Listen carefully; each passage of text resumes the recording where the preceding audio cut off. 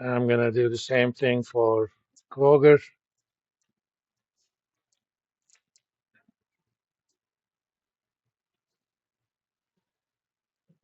Uh, 275 divided by 149.88, 183%.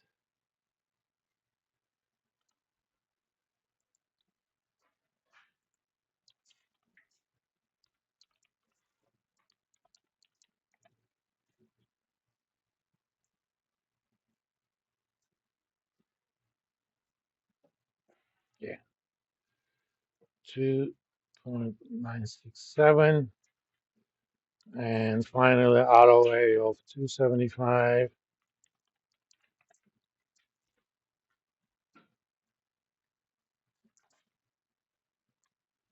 All right.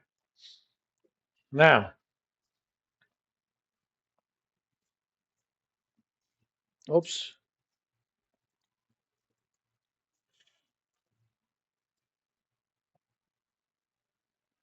Obviously, at least for this year, Walmart's ROA is much higher, but it could have been even better because, let me,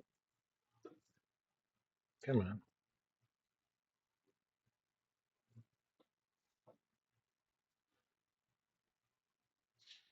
It has a much higher profit margin. It's almost 3 compared to 1.8. So that's roughly about 1.5 or 1.3 times of Kroger. You would think that Kroger would actually have a little bit of a better profit margin. They tend to sell a little bit higher end goods, and Walmart competes in price quite a bit. But in the past, actually, that was the case. Maybe this year there was something of an issue with respect to what you want to call Kroger. But looking at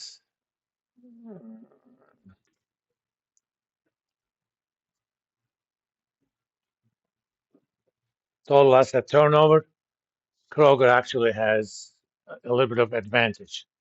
So even though their profit margin is much lower than Walmart's, they make up some of that with higher efficiency, and they still have a lower ROA, but that is compensated. Uh, some of it is compensated by their asset efficiency. Now, what was your name? Somebody asked about oh, he left. Okay. Or he went to bathroom. Um, further decomposition.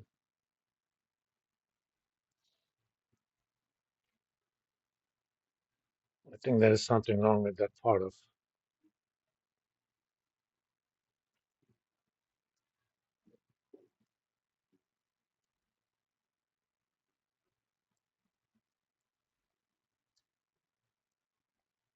Come on.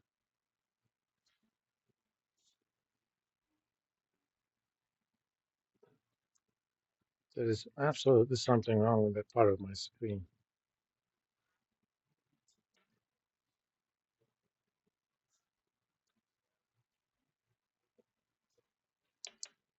Let me use my other pen. 'Cause sometimes they have issue with battery. Yeah.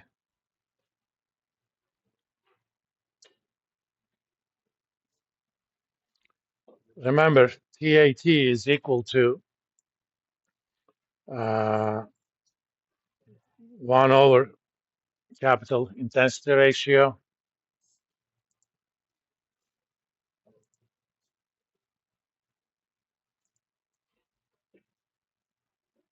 So alternatively, I could write ROA as uh, PM divided by capital intensity ratio. But I can decompose capital intensity ratio into components. I could say, for example, inventory over sales. Okay. Mm, Plus uh, accounts receivable over sales plus other current assets plus.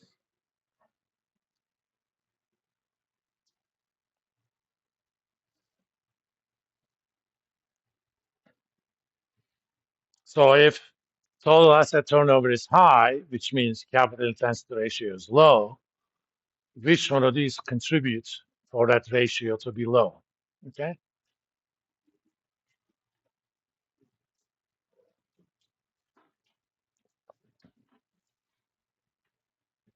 As you may imagine, the first one, inventory of sales, using sales, not cost of goods sold, but it's a good enough approximation.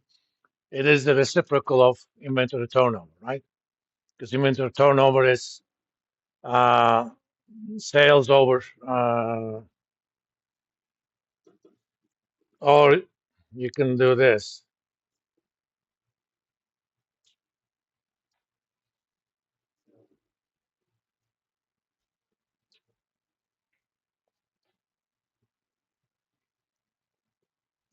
Same deal. So capital intensity ratio is sum of days sales in inventory plus days sales in accounts receivable plus days sales in other current assets plus days sales in fixed assets, the whole thing divided by 365. So if you want to think about that, you obviously want these numbers to be low. Okay. If the firm is efficient, days sales and inventory is low. If days sales and inventory is 20, that means you're able to sell your inventory in 20 days. Days sales and receivable is 30. You're able to collect your receivables in 30 days, so on and so forth. So let's look at these numbers just for Kroger. TAT is, where art thou?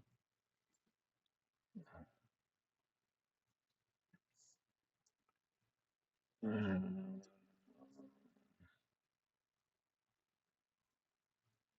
Come on, work with me.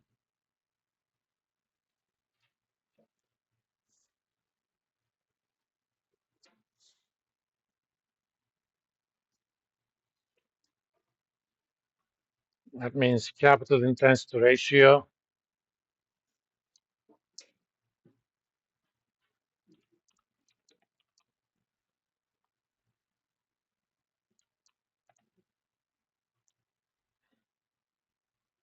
or I'm going to call something days sales in total assets. Basically, this is 365 times capital intensity ratio. I just made up that number. It's just a convenient way of looking at things.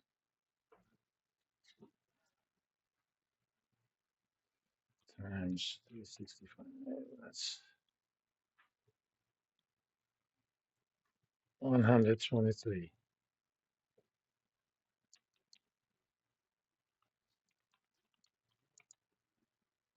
And there's even an O2.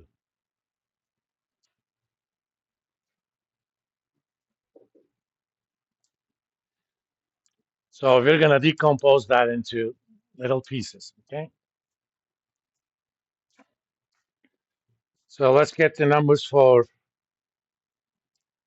inventory, receivables, other current assets, and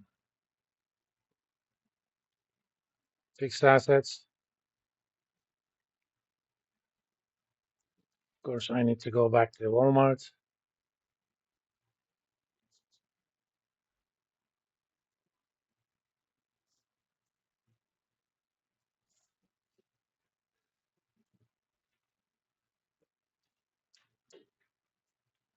Okay. Current assets 86.94. Oops, not current assets. Inventory 63.30.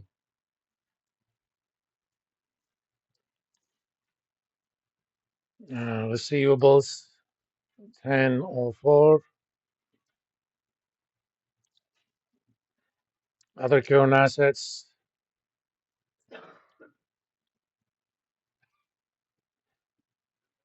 total current is 86,938 minus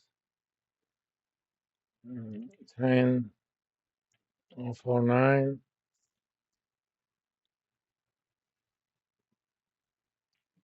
Oops, no.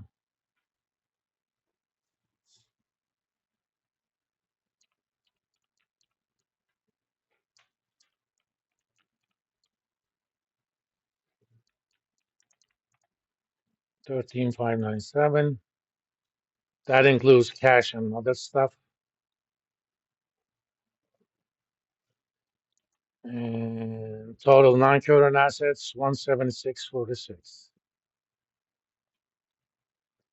And let's remember our sales number. In fact, they were right about here.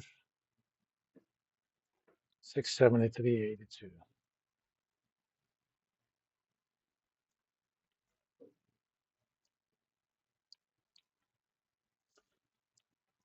Come on.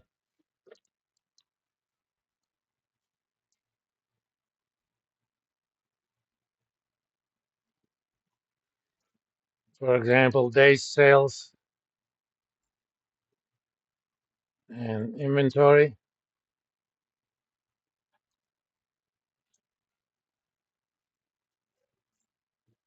We will quickly do it using this 365 times inventory over sales.